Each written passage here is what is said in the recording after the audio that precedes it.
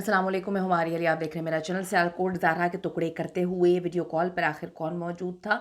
ज़ारा के जिस्म के सिर्फ टुकड़े नहीं किए गए, बल्कि उसके जिस्म पर बेशुमार ज़ख्मों के निशानात भी मौजूद हैं।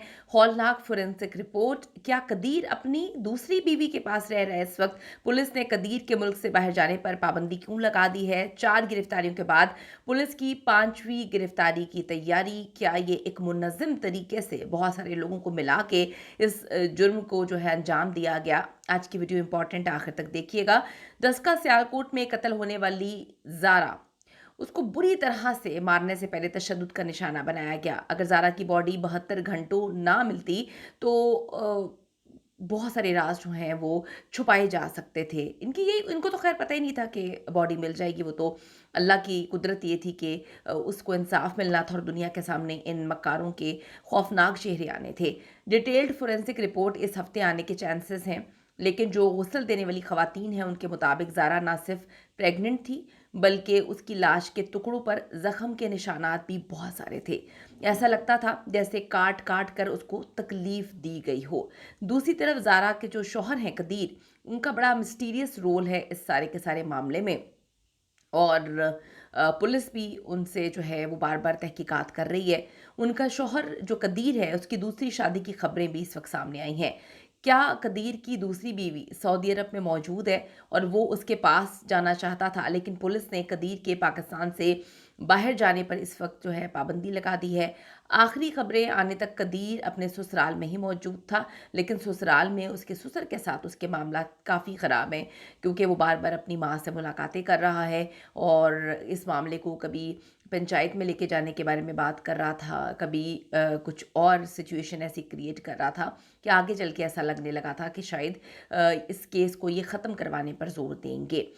याद रहे कि ज़ारा के वालिद शब्बीर साहब पुलिस में एएसआई हैं और ये मुमकिन है कि वो कदीर को अपनी नज़रों के सामने भी रखना चाहते हों। दूसरी वजह उनका नवासा भी है, जिसने अपनी माँ को कत्ल होते हुए देखा। ज़ारा का बेटा सिर्फ अपने वालिद, नाना और मामू से ही करीब है।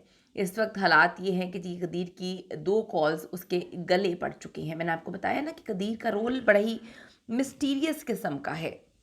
बहुत सारे लोगों का कहना ये है कि कदीर इस सारे मामले में इन्वॉल्व है, लेकिन पुलिस की बार-बार तहकीकात करने के बावजूद शायद पुलिस के पास ऐसे शवाहिद नहीं है कि ये इसमें मुलव्वस है। लेकिन कहीं न कहीं कुछ ऐसा मिसिंग हो रहा है, जिस पर बार-बार पुलिस इससे तहकीकात भी कर रही है और इसको सऊदी अरब जाने से रोक भी दिया गया। ज़ारा के मोबाइल भी फोरेंसिक वाले रिकवर कर रहे हैं, लेकिन कदीर के मोबाइल से साफ पता लग रहा है कि वो अपने ससुर के साथ-साथ अपनी बहन से भी मुसलसल राब्ते में था। अब पुलिस ये तहकीकात कर रही है कि कदीर किस साइड पर है, वो क्या चाहता है, क्या वो इस सारे मामले में इन्वॉल्व है या उसको बिल्कुल भी नहीं पता था। अगर उसको पता नहीं था तो फिर वो अपनी माँ और बहनों की साइड क्यों ले रहा है? जब उसे मालूम हुआ कि ज़ारा गायब हो गई है और उसे यकीन था कि उसकी माँ झूठ बोल रही है, तो कदीर ने अपने ससुर को जो है छापा मारने के लिए क्यों नहीं कहा, क्यों नहीं भेजा गया? बड़ी अजीब सी बात है कि उसकी माँ और बहनों ने कह दिया कि वो भाग गई है किसी के साथ। भाग गई है, ऐसे कैसे भाग गई है? माँ तो पहले कहानी सुना रही थी कि हमारे बेटे को इसने हमसे छीन लिया है। अब इसकी दूसरी शादी की खबरें भी सामने आ रही हैं। क्यों अपनी माँ बहनों को इतना टाइम दिया इसने कि वो ज़ारा के टुकड़े-टुकड़े कर दें, उसको नाले में फेंक दें, उसके सर को जला दें और उसके बाद जब उसका ससुर वहाँ पे आता है तो वीडियो कॉल करती हैं ये दरिंदा सिफ्त औरतें, क्यों कह देता है कि आप अभी यहाँ से चलिए जाएँ। बड़ी अजीब सी बात है। मकामी सहाफ़ियों के बकौल इसकी वजह है कदीर की दूसरी बीवी। मकामी जो सहाफ़ी हैं जो मुसलसल इस केस को रिपोर्ट कर रहे हैं, वहाँ पर मौजूद हैं, उनकी जानिब से कहा गया है कि कदीर ने दूसरी शादी की हुई है और वो अपनी दूसरी बीवी के साथ रहना चाहता है। इसी वजह से वो यहाँ से भागना चाहता था और वो अपने माँ और बहनों को मार्जन दे रहा था।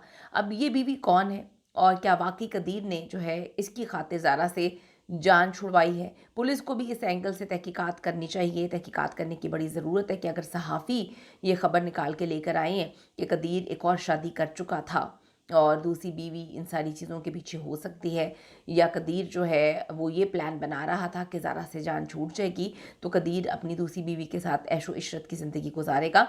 तो पुलिस पर जो है अब प्रेशर बन चुका है इसकी तहकीकात करने का। मान लिया जाए कि कदीर को बहुत गम है, लेकिन क्या उसका गम ज़ारा के बाप से भी बड़ा है?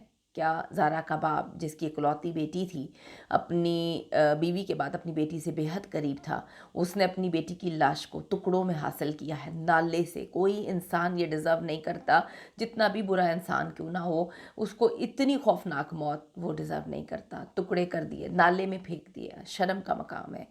अब बात ये है कि ज़ारा के वालिद मीडिया पर भी बात कर रहे हैं। इंटरव्यूज़ में देखा जा सकता है कि वो बहुत दर्द और तकलीफ़ में हैं, कर्ब में हैं, लेकिन फिर भी इंसाफ के लिए वो कोशिश कर रहे हैं, वो खड़े हुए हैं। लेकिन जब कदीर से कहा जाता है कि क्या आप अपनी माँ और बहन को माफ़ कर देंगे, तो उसने कहा कि मैं कुछ कह नहीं सकता। क्यों कह नहीं सकता? ये बड़ी मिस्टीरियस बात है। क्यों नहीं कहा जा सकता? आपकी बीवी, जिससे इनकी बहन और वालदा, जो पहले इन्होंने नैरेटिव बनाया था, यही बनाया था कि हमारा बेटा और भाई हमारे हाथ से निकल गया है, ज़ारा के बड़े करीब है, उसकी खूबसूरती से मुतासिर है, उससे बड़ा प्यार करता है, प्यार मोहब्बत से हमें जलन हो रही है, वो हमें भूल गया है। लेकिन कदीर कहता है कि 70,000 रुपया भेजता हूँ मैं तो अपनी माँ को। तो एक और नई बीवी की कहानी भी सामने आ जाती है। तो ये सारी चीज़ें बड़ी लिंक कर रही हैं, बड़ी मिस्टीरियस है। और इसका ये कह देना कि मैं भी कुछ कह नहीं सकता, आप ये देखिए कि एक इंसान को इतनी इबरतनाक, इतनी खौफनाक, इतनी दर्दनाक मौत दे दी।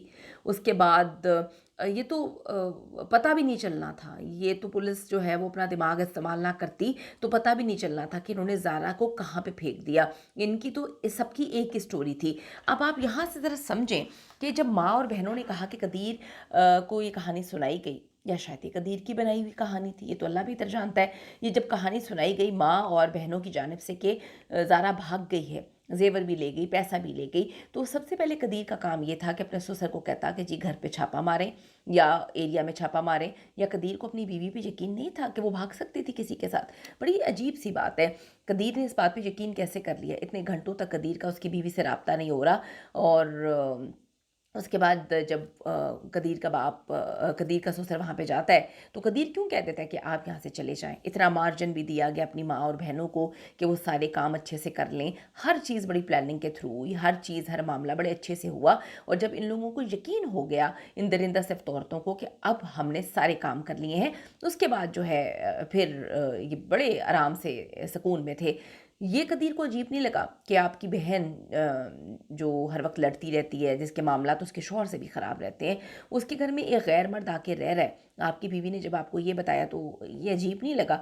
तो बहुत सारी चीज़ें हैं जो लिंक करो तो पता चलता है कि सारे के सारे लोग इन्वॉल्व हैं। लेकिन देखें, ये तो आने वाला वक्त ही बताएगा कि कौन कौन इसमें शामिल था। कदीर की दूसरी बीवी है, इसकी कहानी जो सामने आई है, हर हाल में पुलिस को इन्वेस्टिगेट करना चाहिए कि पीछे मास्टरमाइंड कौन है, क्योंकि हो सकता है अगर शादी हुई हो तो मास्टरमाइंड भी यही हो। अपनी राय ज़रूर दीजिएगा। See you in the next video.